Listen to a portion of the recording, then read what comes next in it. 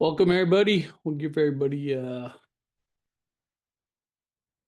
minute to get settled here, like we always do. Um, Hopefully, everybody's having a good week, good beginning of the month. Hopefully, the kids took it easy on you with April Fools yesterday. That's still a thing. My daughter's teachers actually convinced her class it was April 2nd yesterday to get ahead of it.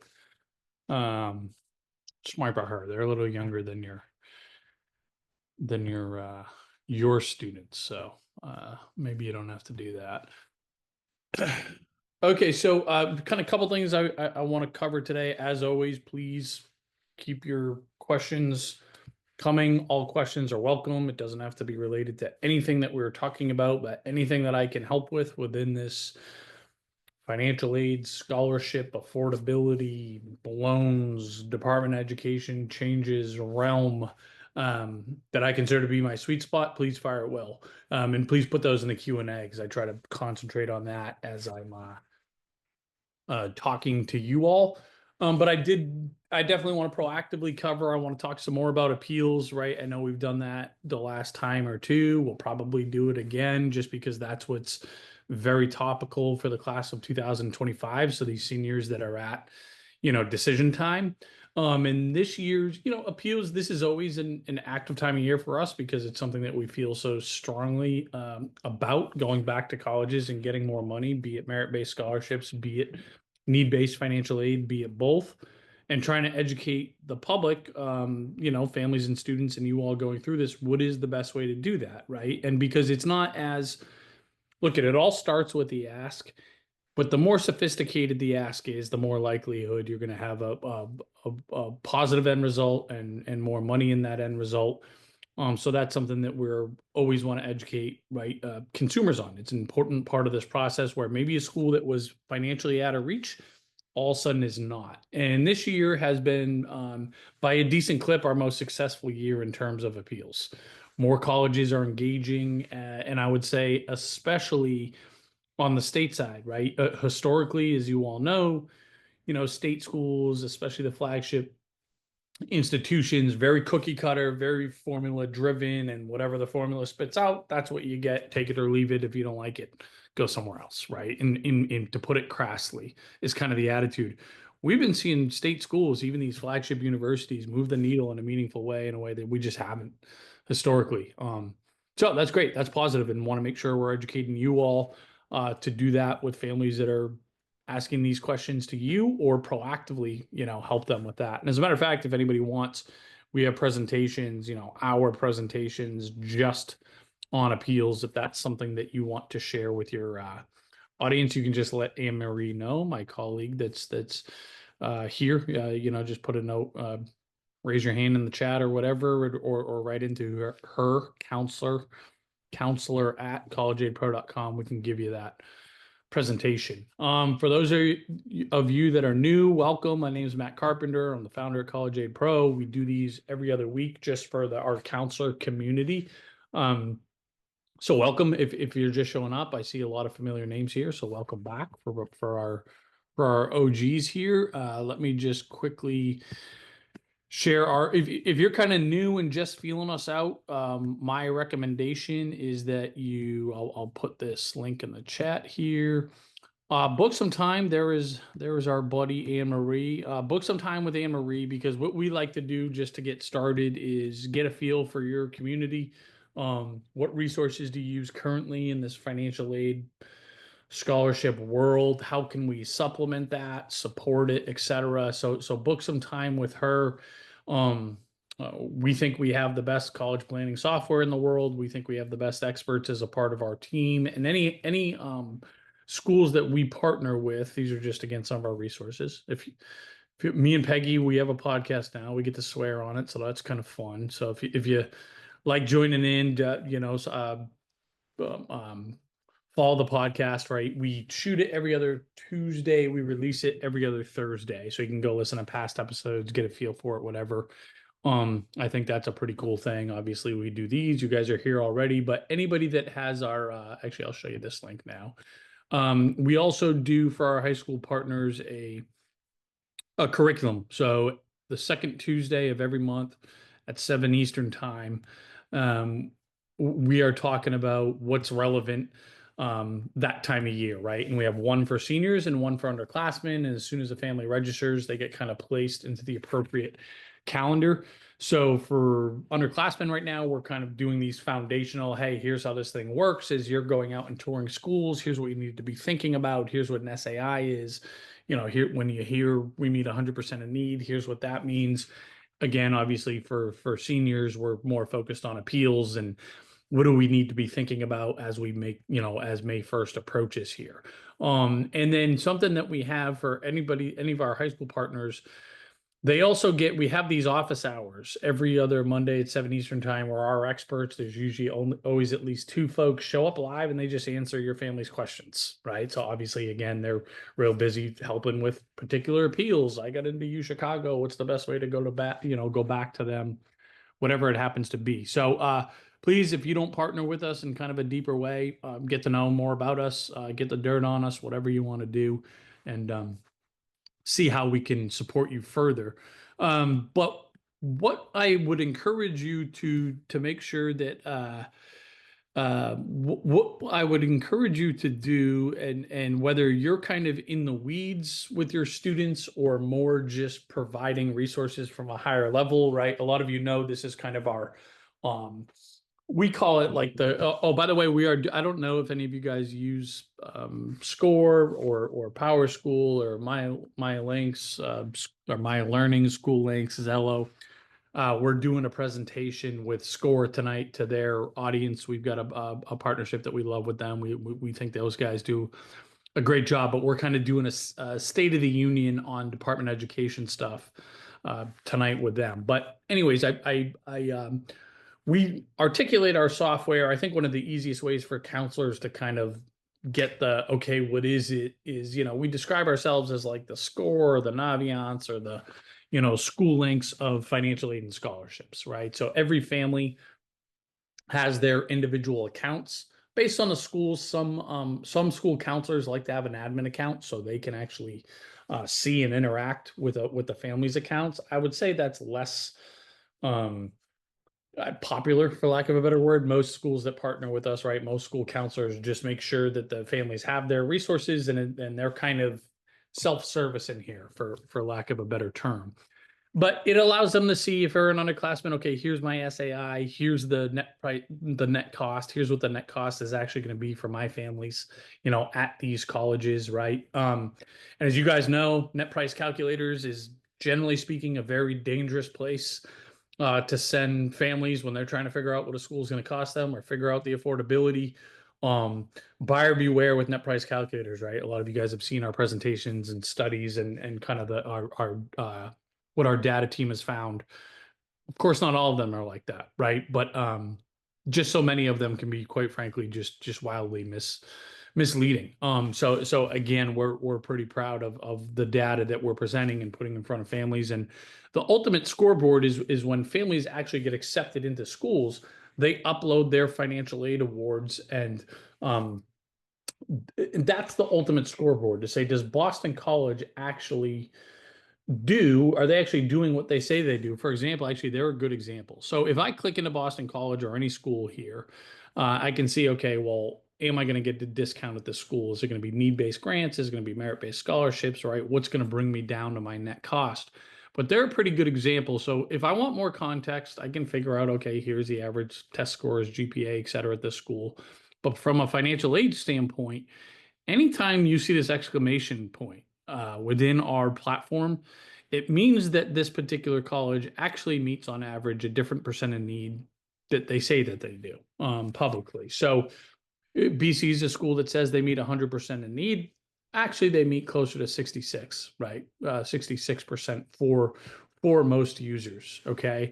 But what our platform will do is when the family uploads their financial aid awards, two things will happen. Number one, we will last year there was about 914 different ways that 4,000 colleges presented their financial aid offers. Okay. All that's to say these awards are very confusing. You guys know that, right? You see all the different ways that these financial aid awards get presented. So the technology has taken them and put them all into one universal way. I'm trying to think of okay, one universal financial aid award letter, right? So we've taken all those 1,914 different ways and allow people to compare apples to apples and understand, is this a need-based grant versus a merit-based scholarship? Is this subsidized versus unsubsidized? We'll take out work study. We'll take out plus loans that are automatically included because it confuses families as to what their actual remaining cost is, and it's not crystal clear. Again, what's merit, which is gonna be there for all 4 years, versus need, which can change, annually based on a family's fluctuating financial situation or siblings going in and out of school. So that's the first thing that we'll do once they upload their awards. Then we'll tell them, did you get a good deal? We will flag it and say, hey, Boston College gave you $10,000 less than they said they were going to give you. We think you should appeal. We think you have a strong chance. And then it will tell them the dollar amount that we would expect them to get, right? And we have an incredible amount of success based on this, because this is a level of sophistication. We're not just going back saying, can we have more money? We're going back and saying, hey, according to our family's student aid index and your school's methodology, Boston College, you use the institutional methodology, and you say you meet 100% of need according to your website. You only met 66% here.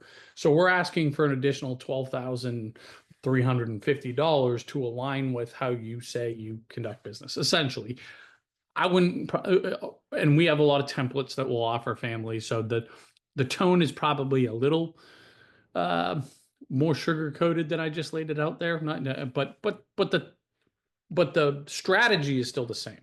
Okay. And again, our success rate is damn near close to 100% when we can flag it like that. Or there will be a school, like, I'm looking at a good example here. Okay, so in my backyard, Endicott College. So Endicott College is an example of a college, by the way. If you're not from my neck of the woods, just north of Boston here, if you've never heard of Endicott, awesome little private college. I love, and we have some just stud employees that we've poached from Endicott. You have to have an internship. You got to do a part-time one as an underclassman, and then your senior year you have to do a full semester full-time internship. So these kids just come out very polished, I would say, because they have frontline experience. Especially if you come work for us, we throw you to the wolves right away, even as a 21-year-old, junior, senior in Endicott College, and we have plenty of interns that will attest to that. But it's incredible for them, right? So, anyways, that's my little. I promise Endicott was not paying me to say that. But they're one of these schools, okay, that they are a private college that uses the federal methodology, okay, when calculating financial aid. What does that mean? It means, by the nature of that business model, most colleges that fit into this bucket, and there's a couple hundred of them, there's plenty of them, especially here in the Northeast, but all over the country, there's plenty of colleges that, again, private colleges that use this as a federal methodology, and we flag it right in our platform here. If you're a college that fits into that business model, you almost always, if you go appeal with some level of sophistication, you're going to get more money. Okay, so we will always flag that to say, look, this is a school that bakes in appeals into as part of their business model. So I recommend. There's her biannual appearance. Hi, Anne-Marie. So there's Anne-Marie sneaking on as she usually does. So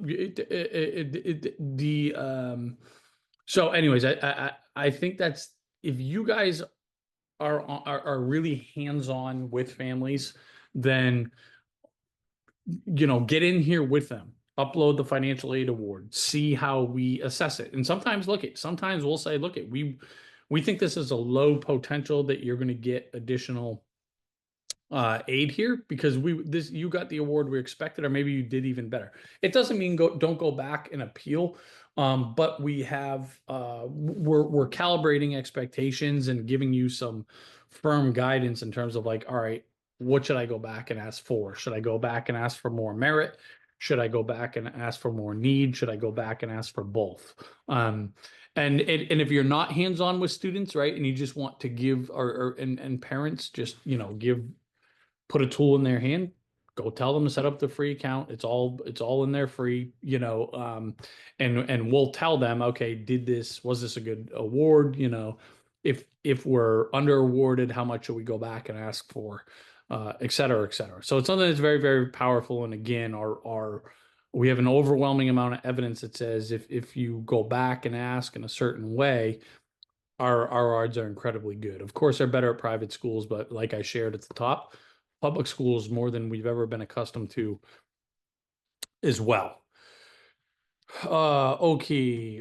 Here, let me tee up what's kind of next here, latest and greatest, right?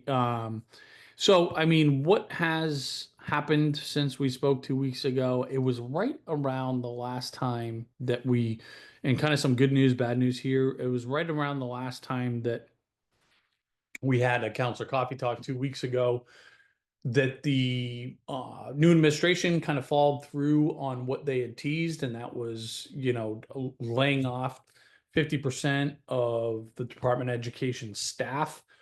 Within 24 hours, we saw we saw the FAFSA go down. They said that was ironic timing. I call bullshit. I think there was a direct correlation there. One man's opinion. I can't prove it. But anyways, what gives me additional, I don't know. I think at least anecdotal evidence that was true is that a lot of those, I shouldn't say a lot, but a decent clip of those 50% of folks that they laid off were tech folks, specifically tech folks that were working on and supported the FAFSA. And again, as a surprise to no one that works in the tech space, right? Yours truly, zero surprises that we had tech glitches and the FAFSA actually go down again for a number of hours. Within 24 hours of those folks being laid off, all hired back.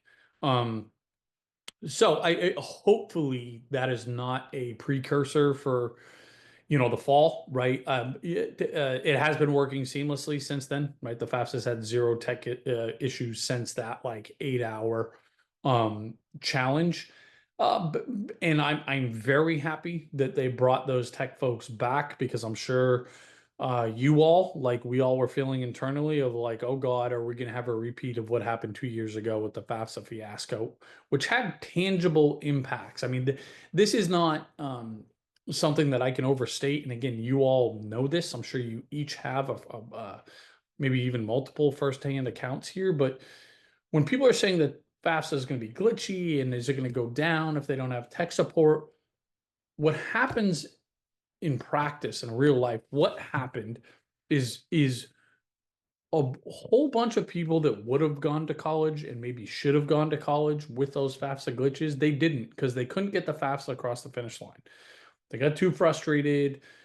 They didn't have enough support, right? And they weren't able to do the FAFSA, therefore they were unable to go to college. That happened many, many, many, many times over. So that doesn't get talked enough about, in my opinion, of like, well, it's not just the FAFSA being glitchy and going down. It makes it a really frustrating, clunky process for the masses. Yes, it does. It does. Let's be clear.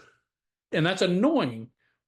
But those are more talking about, these parents that are working with their kids or doing it themselves to make it happen, and they get really frustrated. I'm talking about the students that are doing it by themselves, or the parents that, it's English is a second language, or even if they speak a language at all, that literally, if there's no level of sophistication there, they don't know where to turn to, so they don't get the FAFSA across the finish line. Therefore, the kids don't go to college, right? So that's why it really, really, really matters, and that is why um, I'm a little bit concerned with there's going to be less support. Let's be clear on that. There's going to be, but as you all, or a lot of you probably know, that wasn't something I don't think the Department of Education was, terribly proud of beforehand. I don't think that they thought they had incredible customer support. Um, number one in terms of their the volume, just the amount of volume they're able to service. And number two, just in terms of the subject matter experts that were taking those calls. That's not a knock on any of those individuals. You guys know this stuff is complicated, right? And folks don't know who to call, who to turn to, etc. And that is a common theme because essentially, again, what the administration is saying is like, look, we are further removing ourselves, us being the federal government, from this process. We are going to have less support. You got to turn to your states. And I'm not crazy about that because most states, we're pretty lucky here in Massachusetts where we have a pretty robust state organization, right? But I think we're an outlier. Most states are not ready to handle, again, this everybody that might be seeking out resources. If we're going to say, hey, we're not going to help as the federal government anymore. So all that's to say, there's less help is on the way, which means more falls on our shoulders. That means you all as counselors and us here at College Aid Pro. We're ready for it. We want it. We would rather have people turning to us for advice and guidance. We're more confident with our subject matter experts, and we think we're more just equipped to answer any and all questions. So just understand you got a backstop, right? As people are looking for help, looking for resources, that is what we are here for. We are built for this. And Linda McMahon is saying as much as she's saying, look, at the private sector should step in, specifically on the loan front. She's been very, very explicit about that, but she's been wider reaching in that, again, families should look to for professional help. We're going to step out of the way as a federal government, right? And I think there's some good things that could come with that. Again, I hate their messaging, and I think it could be said with a little bit more, kindness, for lack of a better word. But that's what's happening. So we have to embrace that challenge. Now, what's happening today? Another thing that again has been ongoing for a few weeks is that some of the student and parent loan repayment programs with the most flexible repayment terms, specifically the income-based repayment plan and the SAVE program, okay, they were completely frozen. All of these kind of income-based repayment plans were completely frozen. People couldn't get into their accounts. Some of the servicers of these federal loans automatically placed their lenders into new repayment plans with higher monthly payments, right? We saw that happen to more than just a few people that are still trying to sort that out. I considered that kind of bad news across the board. However, there's been good news since then. Again, I was saying I've been on a little press circuit tour lately with different news agencies, just trying to get some answers with what's going on and get some different opinions. And something I've been saying on the last couple of my appearances is that this administration does I think a good job. They are so far in communicating what I think most people consider scary news, less so on the good news, right? It's unbeknownst to a lot of people. There's 5 different income contingent repayment plans. They're all frozen. 2 of them are basically going away. I mentioned them, the SAVE plan and income-based repayment plan. 3 of them have now been opened up, right? And they're all very similar. And without going into the specifics of each of them, it's pay as you earn, income contingent repayment plan, and the income driven repayment plan.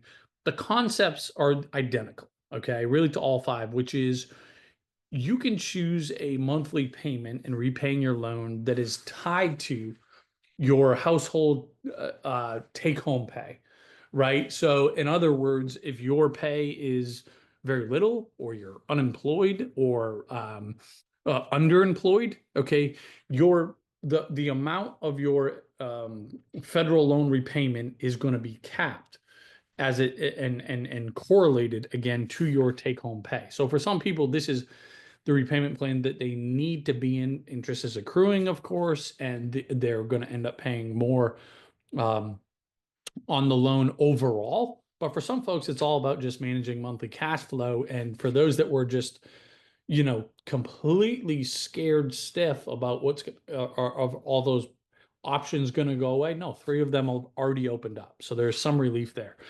That's the short-term relief. What is going to happen, okay, with the class 2025 and beyond is that it's going to get harder to borrow money. it's going to get more expensive to borrow money, and the repayment terms are going to be less flexible. Okay, so again, this administration has said we should not be in the borrowing business. I think they're going to slowly but surely get out of the borrowing business. Sorry, slowly but surely is not the right way to say it. I think they're pretty quickly going to get out of the borrowing business. Now, this has been my hot take recently that I'm going on record with, and it's going to be on the scoreboard, and I'm going to win or lose this prediction in the next couple of months. I don't think they're going to offer plus loans starting next year. Okay, that is kind of my hot take. It, some of that is based on conversations with those of the know. A lot of it is just based on the evidence that I've seen and the dominoes that I've seen fall already. So I think now again, this is speculation at this point, but at a minimum, it's going to be harder to qualify for the plus loan. Okay, again, we already know there's less options in terms of repaying that. Okay, and they're going to make it expensive. There's going to be a deterrent there because again, they want to get out of that business. Now, again, do they do it as fast as this year? I'm thinking yes. I'm not terribly confident in that by any stretch, but if it's not this year, they're going to actively try to make it a less attractive option. Okay, and I don't think it's going to be available, at a minimum next year. Okay, here's who's going to face the biggest challenge. It's going to be families with the low credit scores, right? Because a decent amount of families that use the plus loan, it's because it's their only option. It's the easiest loan to qualify for. You don't need any income, quite literally, right? It's actually part of the problem with the plus loan. There's zero income requirements. You can have just a okay, right? Okay at best type of credit score. And you're going to qualify for this loan program. So for some families, it's their only option if they need to borrow money. So whether it's folks that are in school or whether it's folks that fit in that category, they're either going to have no options to borrow money or they're going to have very expensive options, right? Because what the private sector does is it says, okay, well, we'll give you a loan. And if you have a great credit score and we assess you to be very low risk, well, then we'll give you a great rate, right? We're not going to, make too much money on you, essentially, right? Because we don't need too high of a risk premium because we're pretty sure we're going to get this money back in a timely fashion. If you're on the other end of that spectrum, okay, then we think you're a gamble to lend this money to. So we're going to take a risk premium that's approaching 20%, right? So the families that, if there's no plus loan, we're either not going to qualify for a loan or we're going to be borrowing at some outrageous number, right? Again, it is as high as 20%. So I think we're going to have families that again are either doing that or some families are just saying we can't do this, right? We either don't have an option, okay, or we have a more expensive option. As a result of that, I think we're going to see enrollment rates go down pretty quickly here. So that's just again, some of this is absolutely crystal ball, and we will see, right? I'm going to be right or wrong about this, but some of the things are not, right? What's not speculation is the fact that again, it's going to get harder to borrow and more expensive to borrow starting this year. What can we do about it? I want you to educate your families now and again, what type of rate they get is going to be a straight line to their credit score. And of course, the rest of their application, but their FICO score is going to be the biggest driver, right? And there's things that families can do right again now to just hopefully maybe make some small improvements, to their credit score. So again, they have options, especially for the class 2025 in the next, couple months, and B, those options become more affordable, right? Because a lot of families say, oh, we got to borrow $40,000 for college. Well, you're not just borrowing $40,000, right? We're borrowing a whole bunch more than that when we tack on the interest, which again is a huge spectrum, based on that application. So we're educating our audience, guys. What can we do about this? Find out what your FICO score is right now, not just for you, but for your student. There's a meaningful percentage of lenders that if the student has a credit score, that factors into their rate and repayment terms as well, right? So They just want to take a look. Does my student have any credit history, right? Do they have a negative credit history? Maybe they have a good credit history. That could help us. Obviously, that's not common for 18-year-olds, but more than you would think, certainly than I thought as we've started to get ourselves educated here. Have, excuse me, some type of established credit score that again is a factor. So A, find out what it is, get yourself educated, and then B, think about, what are some of these small things that we can do to at least start to enhance our credit score, right? And something that we will, uh, you know, educate our audiences on as well as we get into borrowing season is these can be negotiable too. So we might be able to go to a lender, get a certain rate that's not too attractive and say, look, we've just been starting to pay attention to our credit score. And you can see in the last 2 months, we're creeping up and we're going to continue to do that. Can I get a more, a little bit more of a competitive rate given that I'm on the fast track here, right? Okay. Okay, so great question, and I was wondering if I was going to even say this today. And again, we talked about this on the podcast. I talked about it on some of the networks that I went on recently. With the federal government pulling away and maybe entirely pulling away, because the big caveat here is like, okay, they're getting rid of the plus loan or making that less attractive. If it's not this year, probably next year. What's going to happen with that federal direct student loan, right? The $27,000 that everybody is guaranteed to get. If this happens, are colleges going to lower their prices? Short answer, gun to my head, painted in the corner, yes. Okay, some of these dominoes that are going to fall, if they don't, because right now, think about it. Okay, and we talked, the CEO of our company, good friend of mine, Kevin Degnan, he and I, we recorded our podcast yesterday because we're working on a position paper that is not polished. It's going to be a position paper and a petition. We're going to petition to try to make some actual changes that we think can fix our college problem here.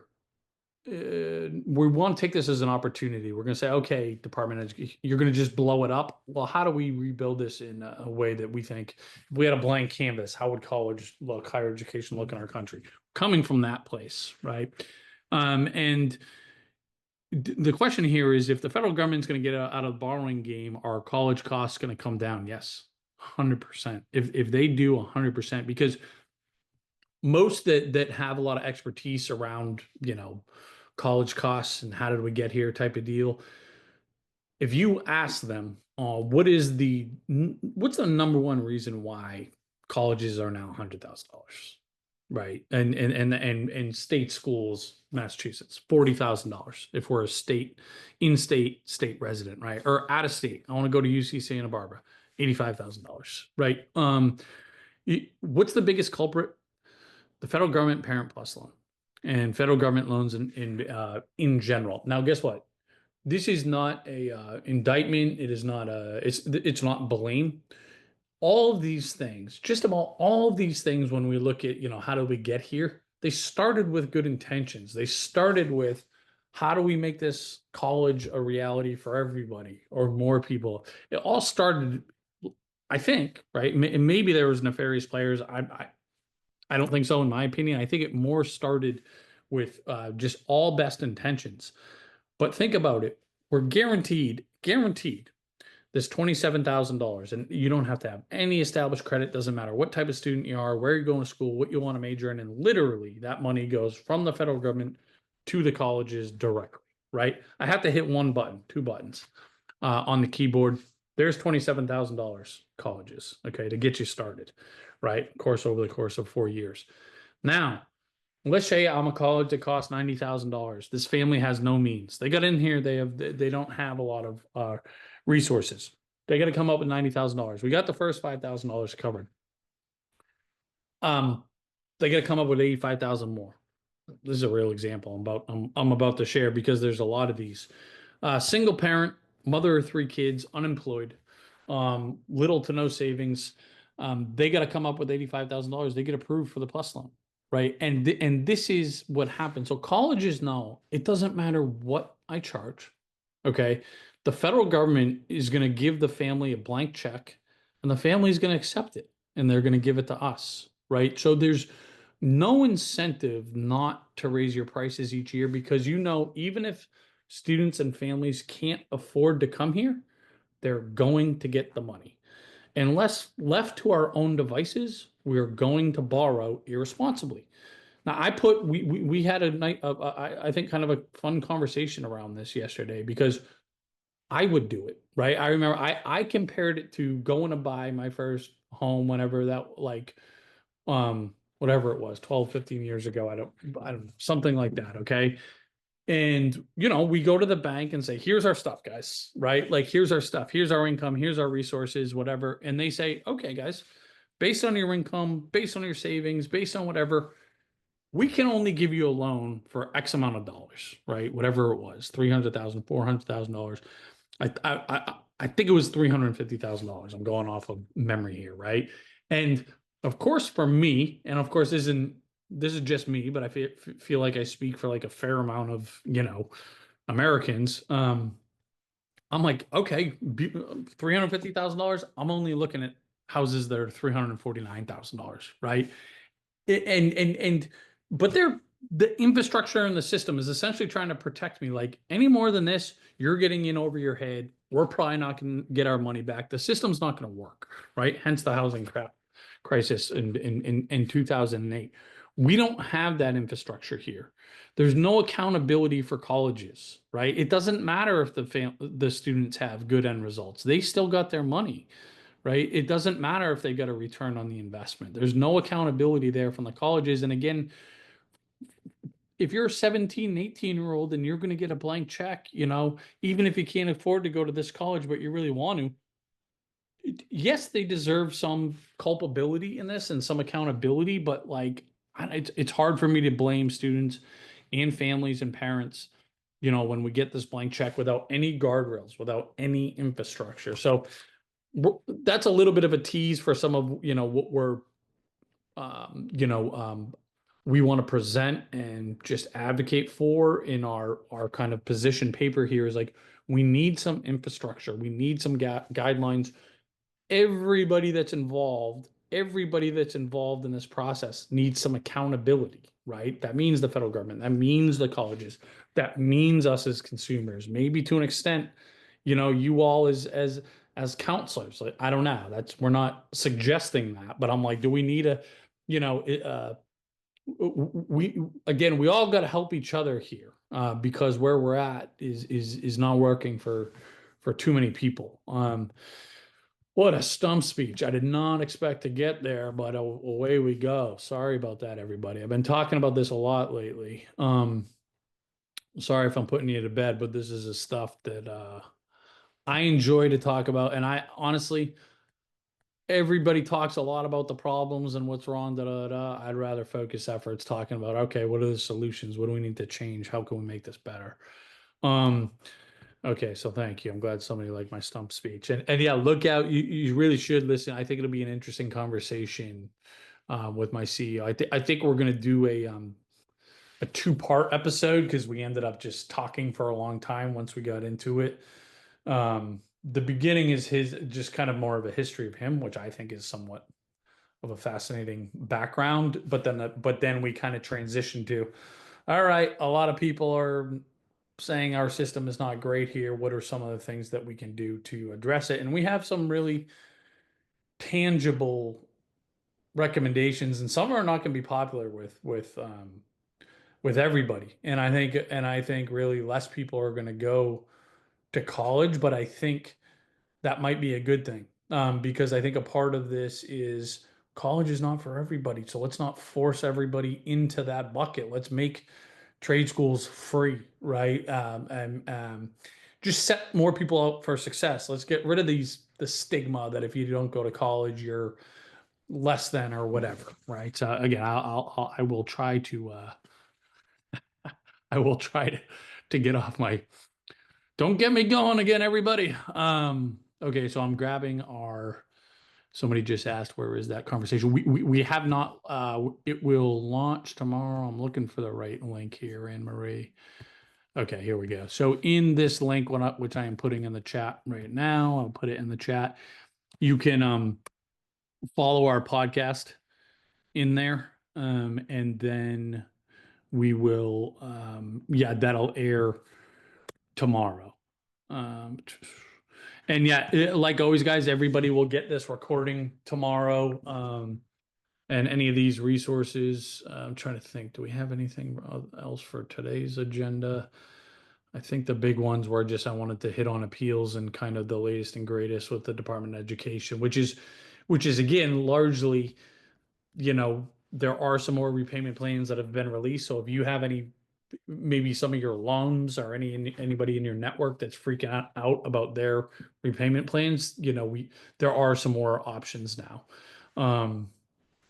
And but again, I want to set the tone that there's less help on the way, certainly from the federal government here.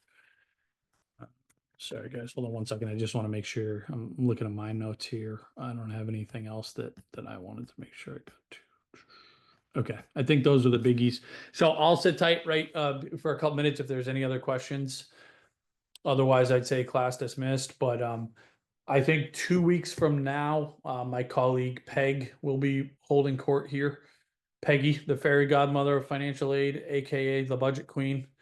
If you don't know her, she's the best. Oh, if so, for those of you that were at SACAC this past week, hopefully you got to say hi to Anne Marie and Kathy. But for this week, if you're in Massachusetts, please come to MASCA. Fortunately, I will not be there. It is my wife and I's annual festival, one big holiday. If you've ever heard of My Morning Jacket, they're the best band in the history of live music, best live band, full stop. Happy to have that conversation with anybody. But play an annual festival down in the sun, we can't miss that. But it is kind of tough timing in that the school counselor conference in Massachusetts, MASCA, is this coming weekend and into Monday. So Anne Marie will be there with Jera, who I talked earlier about, stud employees from Endicott College. You'll get to meet her, and also one of the newcomers to our team, Eileen, who was actually a connection we got through Endicott, thanks to her mother. But this was not a nepotism hire. It was very much earned by Eileen, who came to us. We were lucky to have from St. Anselm College. So those three gals will be holding it down at Masca. So please come say hi. If you are a New England counselor, look, even if you're not a New England counselor, okay, you might have to come to NEACAC. So NEACAC is the all New England states school counselor conference. Amory, maybe you can put the dates in the chat. I forget it. It's in and around. It's after Labor Day weekend. I think it's like the first week of June-ish, right? I know it's right before Jera's wedding. It's at Endicott. Wow, big day for Endicott College. It's at Endicott College, which is our office is in Salem, which is just over the bridge. But I live in the same city, in Beverly, little city just north of Boston here. We're going to take everybody to my local establishment. Okay. The anchor that's at the bottom of the hill that I live, we like to say, you walk to the anchor, you crawl home. Okay. It is an absolute ball. And if you want a real North Shore culture, you need to go to the anchor at least once in your life. Sometimes you might find a real life pirate in there. So anyways, we want to have a big party, a big happy hour, as we call it. We're going to have a nice happy hour for all of our New England school counselors. I promise you, we're going to have some fun there. We're going to let our hair down. We will not be conducting business. We will be celebrating summer being around the corner. But we will be at NEACAC. We can conduct some business during the day, and then we're going to let our hair down at night. So more to come there, but please, please, please, if you were thinking about it, come. And again, if nothing else, to have some fun, break bread outside of business hours. Okay, guys, I believe that is all I got for you. Thank you for showing up. As always, like I said, my colleague Peggy will be here in 2 weeks. We will continue to send out any and all updates from any changes in the Department of Education or otherwise. We will not wait. We will get those out to you right away. And again, if you have not talked with us one-on-one to see how, specifically how we can support your school, please take the time to do that, especially during these kind of tricky times here. We are, like I say, every 2 weeks, we're the tip of the spear, guys. us. We are the tip of the spear for, and even more so, there's just less places for students and families to go for help. And we want to be up to the challenge. So thank you. Appreciate you tuning in.